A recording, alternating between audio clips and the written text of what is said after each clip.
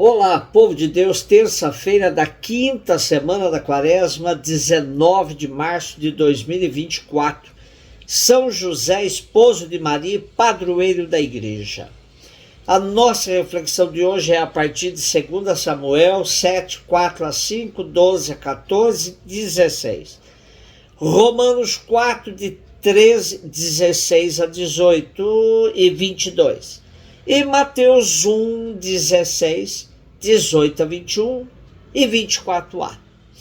As leituras de hoje são escolhidas de acordo com a festa de São José. Por isso, falam de descendência, de genealogia, pois foi José que garantiu a descendência davídica de Jesus.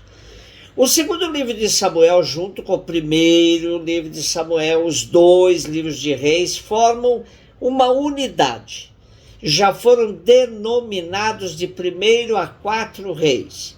Sua última redação data de 561 a.C., ano do rei Jeconias Joaquim, e é mais uma obra da escola deuteronômica, que também redigiu livros de Josué, Juízes. Nosso trecho de hoje aborda a profecia de Natã, que diz a Davi que seu filho Salomão será o construtor do templo e que, por meio dele, Davi terá uma promissora descendência. Anuncia também que o relacionamento de Deus com Salomão será íntimo. Eu serei para ele um pai, e ele será para mim um filho.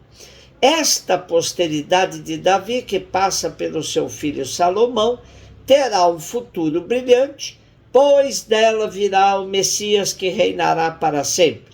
Nesta perspectiva, canta o Salmo: eis que a sua descendência durará eternamente. A tradição cristã sempre aplicou esse texto a Jesus, Messias descendente de Davi, e também a José, ainda que indiretamente, pois é ele o último elo da genealogia davídica.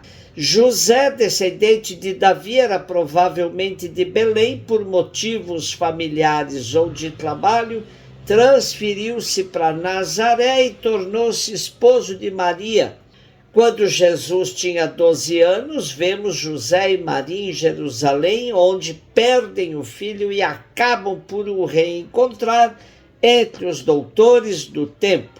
A partir deste episódio, os evangelhos nada mais dizem sobre José. É possível que tenha morrido antes de Jesus ter iniciado a sua vida pública. Romanos 4, 13, 16, 18, 22. O tema da herança genealógica continua na carta aos Romanos, destacando Abraão como pai na fé de toda uma geração. O trecho de hoje diz: com efeito, não foi em virtude da lei que a promessa de herdar o mundo foi feita a Abraão ou à sua posteridade, mas em virtude da justiça da fé. Logo, é pela fé que alguém se torna herdeiro, portanto, gratuitamente. E a promessa é assegurada a toda a posteridade de Abraão, não somente aos que procedem da lei, mas também aos que possuem a fé de Abraão, que é pai de todos nós. Em verdade está escrito: eu te constituí pai de muitas nações. Nosso pai, portanto, diante dos olhos daquele em quem acreditou, o Deus que dá vida aos mortos e chama à existência as coisas que estão no nada, esperando contra toda esperança. Abraão teve fé e se tornou pai de muitas nações, segundo o que lhe fora dito: assim será a tua descendência. Eis porque sua fé lhe foi contada como justiça.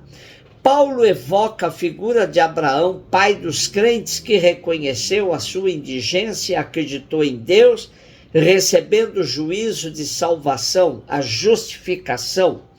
A sua indigência foi superada e pôde realizar a sua tarefa existencial, a sua obra, que naquelas circunstâncias consistia na sua paternidade com Isaque. A liturgia aplica a São José o elogio de Paulo a Abraão. A fé do esposo de Maria, submetida a duras provas, manteve-se firme, fazendo dele um homem justo, pai adotivo de Jesus. A sua resposta de fé manteve-se durante toda a sua vida. Por isso, colaborou com disponibilidade e generosidade no projeto de salvação a que Deus o associou. Se Abraão é tipo do cristão, José também o é. Abraão se sabia condenado à morte, pois não teria descendência, mas acreditou e recebeu uma grande descendência da mão de Deus. José aceitou ser pai de quem não era seu filho, mas filho de Deus e de Maria, e colaborou na geração da humanidade nova, nascida da morte e da ressurreição de Cristo. Mateus 1,16, 18 a 21, 24. Jacó gerou José, esposo de Maria, da qual nasceu Jesus, que é chamado Cristo. Assim, Mateus termina a sua genealogia, onde se vê que é por meio de José que a promessa se cumpre. Por ele, Jesus se torna descendente da linhagem de Davi. E em seguida, Mateus narra como se deu o nascimento de Jesus, onde ficamos desconcertados com o nosso racionalismo.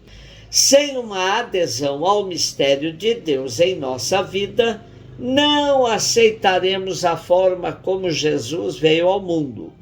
O certo é que o nascimento de Jesus deixa claro para nós que a salvação veio ao mundo não por esforço humano, mas por intermédio da graça de Deus. A iniciativa é de Deus e o modus operandi também. No nosso texto de hoje aparece um dos sonhos de José, com o qual Mateus destaca José como homem justo, homem do bem, que não quis difamar aquela com a qual tinha um contrato de casamento. E confiando na palavra do Senhor, transmitida pelo anjo em sonhos, José acolhe Maria em sua casa e como sua esposa. O nome do menino será Jesus, que significa Deus salva, porque salvará o seu povo dos pecados.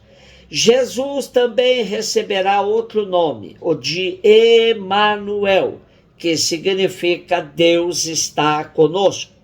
De fato, Jesus, com sua prática e sua palavra, passou sua vida revelando a presença salvífica de Deus, sobretudo no meio dos pobres e enfermos. Como bem nos ajuda a entender a atitude de José, o Papa Francisco, na sua bela carta apostólica Patres Corde, por ocasião do Sesc Centenário, do aniversário da declaração de São José como padroeiro universal da Igreja, diz: José acolhe Maria sem colocar condições prévias. Confia nas palavras do anjo. A nobreza do seu coração o faz subordinar à caridade aquilo que aprendera com a lei. E hoje, neste mundo, onde é patente a violência psicológica, verbal e física contra a mulher, José apresenta-se como figura de homem respeitoso, dedicado, que mesmo não dispondo de todas as informações, se decide pela honra, dignidade e vida de Maria. E na sua dúvida sobre o melhor a fazer, Deus ajudou-o a acolher, iluminando o seu discernimento. São José, rogai por nós. Um beijo no seu coração.